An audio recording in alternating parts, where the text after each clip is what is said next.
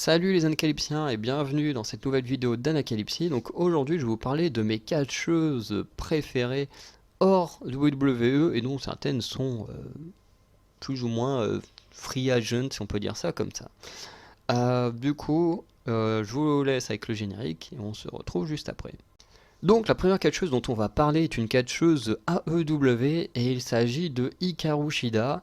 Alors Hikaru Shida, j'ai un peu regardé parce que pendant une période avec le maître d'Anacalypsie, je crois que c'était pendant le Covid, on devait faire des vidéos sur des catcheurs, catcheuses, notamment par rapport aux entrées, aux finishers, tous ces trucs-là. Et du coup, on avait commencé à regarder des choses, on avait vu des trucs sur Britt Baker, sur Krista Thunder, parce qu'on s'intéressait aussi aux gens de AEW, et notamment celle qui m'a beaucoup impressionné.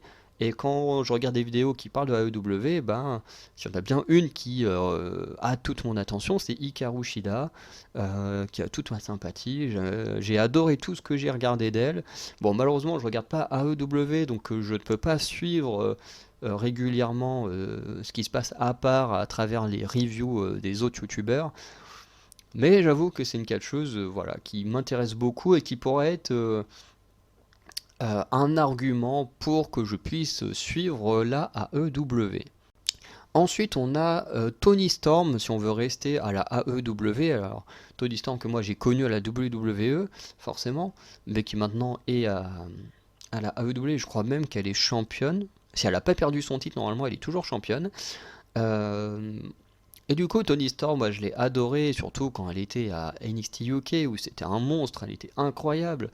Et malheureusement, après, elle est arrivée dans le roster principal, où elle s'est fait totalement humilier par Charlotte Flair. Et je comprends que Tony Storm s'est dit, mais je me casse de cette fédération de merde. Bah ouais, quand tu es là et que tu es une des meilleures catcheuses de NXT par rapport à NXT UK, et qu'une fois que tu arrives au roster principal, tu es juste là à te faire humilier comme une merde, je comprends qu'elle soit partie. Enfin, en temps, Tony Storm, c'est une très très bonne catcheuse. Je ne sais pas ce qu'elle vaut au micro, mais dans le ring, moi j'aime beaucoup Tony Storm. Et franchement, quand j'ai vu comment ils l'ont traité, je crois que c'était à SmackDown, mais quand j'ai vu comment ils l'ont traité, je me suis dit, mais c'est vraiment pas cool, elle est vraiment géniale et vous faites ça avec. Franchement, Vince McMahon aurait dû avoir honte de ce qu'il a fait avec Tony Storm, quoi. Et même Charlotte Flair d'accepter de faire ça à une catcheuse. Je crois qu'en plus ils étaient là avec des gâteaux ou des tartes là, à se l'envoyer à travers la gueule. Enfin bref, clairement le passage de Tony Storm dans les rosters principaux, je pense que ça devait être une de ses pires expériences à la WWE très clairement. La suivante du coup, c'est une catcheuse qui pour l'instant ne fait rien. C'est du coup Sasha Banks. Moi j'ai bugué sur son nom. Sasha Banks qui, malgré son côté problématique, euh, par rapport notamment à l'histoire avec Naomi, les ceintures par équipe, tout ça. Bon, je comprends hein, ce qui leur arrive et tout, mais en même temps, il y a peut-être d'autres manières de faire les choses, mais en même temps, je comprends pourquoi elle l'a fait. Et Sasha Banks, moi surtout ce que je retiens, c'est que dans le ring, c'est une dinguerie. Sasha Banks, c'est clairement une des meilleures catcheuses de son époque. Parce que bon, aujourd'hui, elle catch plus beaucoup, et enfin, en même temps, c'est normal vu les problèmes, elle s'était fait dégager avec Naomi. Mais moi, je l'aime beaucoup sur un ring. J'adorais son équipe avec Bailey, franchement, les deux étaient géniales. Euh, Après, voilà, j'aimerais bien en voir plus. Enfin, revoir Sasha Banks. Pas forcément qu'elle soit énormément mise en avant, parce que Sasha Banks a quand même accompli beaucoup de choses. Mais qu'elle fasse ce qu'elle avait fait avec Bianca Belair à WrestleMania, ce serait génial parce que bah, Sasha Banks est tellement douée dans un ring qu'elle peut facilement mettre des nouvelles stars en avant grâce à ses matchs.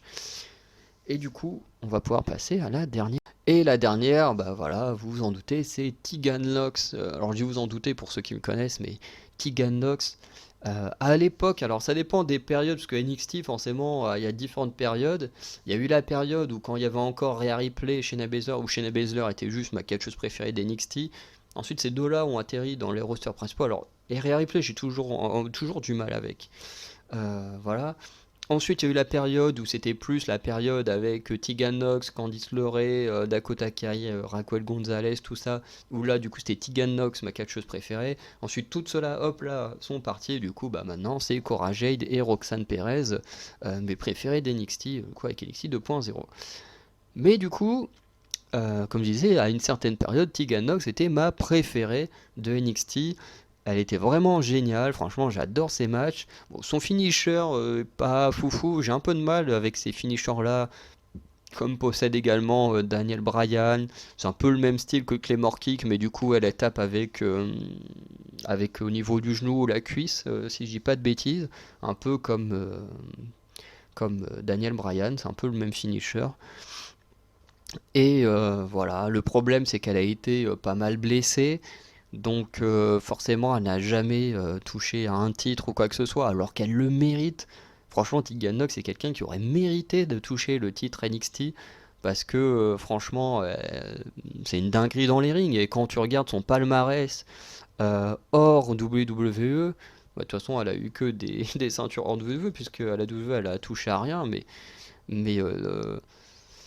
c'est une dinguerie. Voilà, elle a eu plusieurs titres hors WWE. La WWE, c'est la seule fédération où elle a rien eu. Donc c'est un peu triste, alors qu'elle est absolument géniale. Et en plus, ce qui est assez con, c'est que quand ils ont viré Tegan Nox, ils l'ont remplacée par Cora Jade. Et en prenant Cora Jade, ils ont recréé une ancienne gimmick de Tegan Nox. Tu te dis, c'est quoi votre idée de virer quelqu'un pour refaire la gimmick du circuit indépendant de la personne que vous venez de virer? Bref, ça n'a aucun sens. Mais voilà, je pense que Tegan Nox, comme elle se blessait assez facilement, ce qui est très dommage, bah du coup ils se sont dit allez, autant la dégager et puis prendre quelqu'un d'autre qui va pas se blesser. Et voilà, après il y a des rumeurs comme quoi la WWE pourrait parlementer avec Tegan Nox. Alors j'évite de me faire trop d'espoir parce que ce sont des rumeurs, et en même temps je me dis mais ce serait tellement génial juste de revoir Tegan Nox dans un ring face à Dakota Kai, parce qu'il y a eu une très grosse rivalité entre les deux à une époque.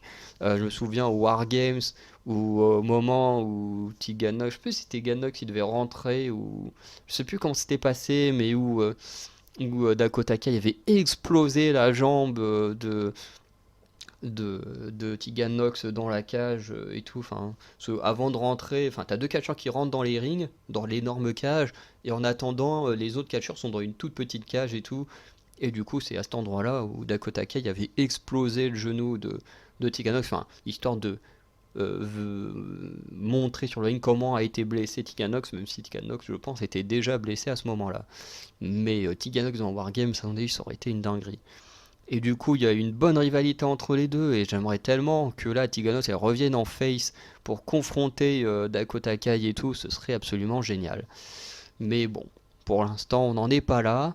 J'espère quand même qu'un jour Tegan Nox reviendra dans le ring, parce que sur Instagram, elle est toujours marquée comme étant catcheuse, donc alors que ça fait un moment qu'elle ne peut plus catcher à cause de problèmes de papier, comme c'était déjà arrivé à comment il s'appelle, à Drew McIntyre pendant un temps. Et du coup, c'est un peu ce qui s'est passé actuellement avec Tegan Nox ces derniers temps.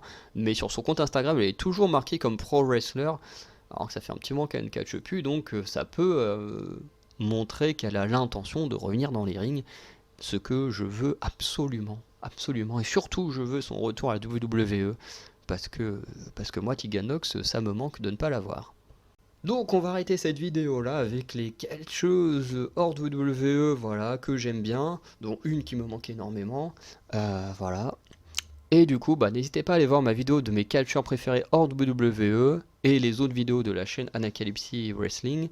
Et sinon, bah, n'hésitez pas à aller regarder les vidéos des autres chaînes YouTube Anacalypsy si vous trouvez des choses qui vous plaisent. Et sinon, bah, on se dit à très bientôt pour de nouvelles vidéos. Allez, ciao les Anacalypsiens.